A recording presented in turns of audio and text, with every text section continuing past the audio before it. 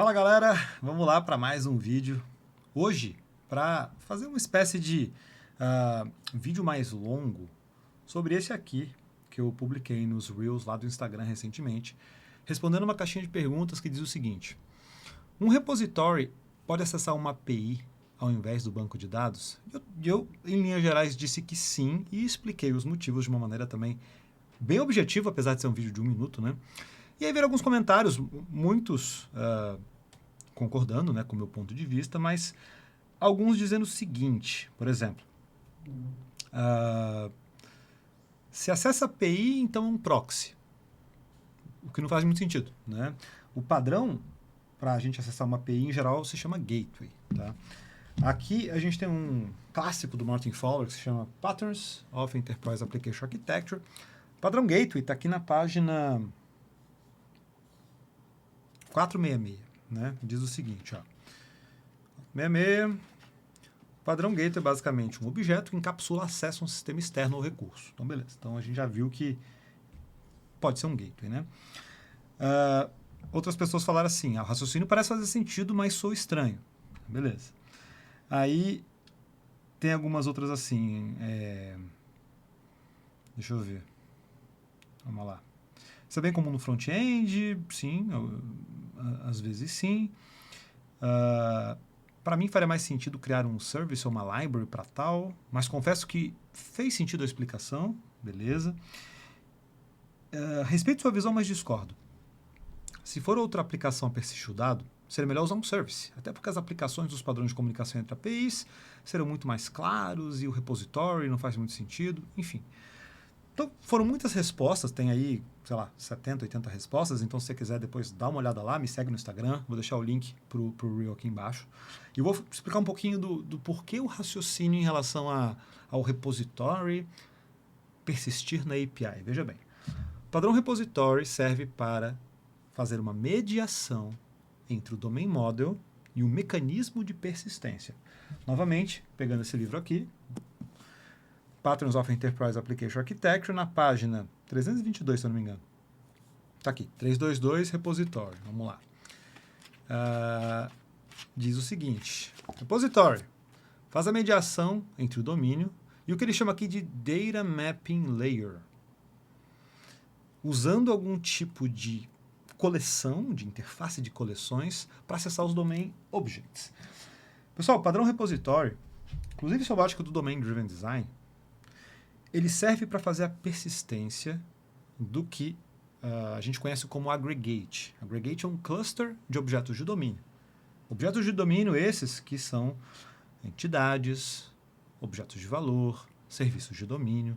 Então, o aggregate é o cluster que, por meio de uma entidade raiz, expõe uma fachada para que ocorra a manipulação desse cluster. Quando eu digo manipulação, é mudança de estado, porque normalmente um objeto ele encapsula as suas características e expõe determinados comportamentos. Então, o que acontece ali dentro é mutação de estado. Tá? E aí, uma vez que você faça isso, você tem a necessidade de persistir esse aggregate, ou, dependendo do caso, recuperar esse aggregate do mecanismo de persistência, fazer uma nova mutação, persistir novamente. E quem faz essa orquestração é o use case, ou application service, né? Ele é responsável por orquestrar camada de domínio e interagir com recursos externos, repositories, gateways, seja para você interagir com o banco, acessar APIs externas, por exemplo, eu preciso processar uma transação de cartão de crédito, eu preciso consultar a cotação do dólar, acessar file system, por exemplo, eu posso criar um arquivo, de repente, dependendo do use case, isso pode ser uma coisa necessária. Então, quando eu falei sobre essa questão do uso da API, o meu ponto foi, se essa API ela só existe para propósitos, para fins de persistência, e partindo do princípio que o usuário do repository, nesse caso, na camada de application, o use case, ele tem acoplamento apenas com o contrato do repository, o que ele está enxergando é um save, é um update, é um delete, é um get, é um list. Ele não tem consciência, o cliente do repository, ele não tem a mais absoluta consciência de como é a implementação desse repository. E repara o seguinte, eu não estou dizendo que Faz sentido você ter um repository, de repente, para você processar uma transação de cartão de crédito em outro sistema. Não é isso. Porque isso não é um aggregate um aggregate que existe na tua camada de domínio. Isso é uma operação externa que você faz, provavelmente por meio de um gateway. Agora, eventualmente, e eu não acho que isso esteja totalmente certo, tá? Vai que você tem um banco de dados remoto que alguém decidiu colocar uma API na frente para uma questão de segurança e expôs um CRUD para você fazer save, update, retrieve, delete, assim por diante, né? Isso faz muito sentido? Na minha visão, não, por um motivo muito simples. O nível de granularidade que deve ser exposto numa API é no nível de comportamento de negócio. São operações de negócio. No Domain Driven Design, todo Bounded Context, ele pode ter uma coisa chamada de Open Host Service, juntamente com uma Published Language. O que é isso? É eu olhar para dentro do meu sistema. Repara que, em geral, a gente tem um conjunto de fachadas na definição de design de uma aplicação. O aggregate, ele é uma fachada, padrão facade, abstração de sistema, subsistema mais complexo. Então, ele é uma fachada para o cluster de Domain Objects. Porque você não tem acoplamento com Value Objects, por exemplo, você não tem acoplamento com as entidades que estão ali dentro, você tem acoplamento com a interface do aggregate. Então, você forma uma fachada ali. A orquestração desses aggregates com os recursos forma uma operação de negócio exposta na fronteira da application, pensando em arquitetura hexagonal. Novamente, eu tenho uma fachada que simplifica o subsistema mais complexo que eu tenho dentro. Então, o que a API faz é, por meio desse Open Host, abrir esse comportamento. Sem que você se dê conta, nossa, mas qual é o nome da tabela que tem no banco de dados? Não interessa, porque se você se acoplar com a tabela, você não muda a tabela sem causar instabilidade em todos aqueles que dependem desse serviço que tem uma granularidade muito fina. Então, por conta disso, não é uma boa prática você fazer esse tipo de arranjo.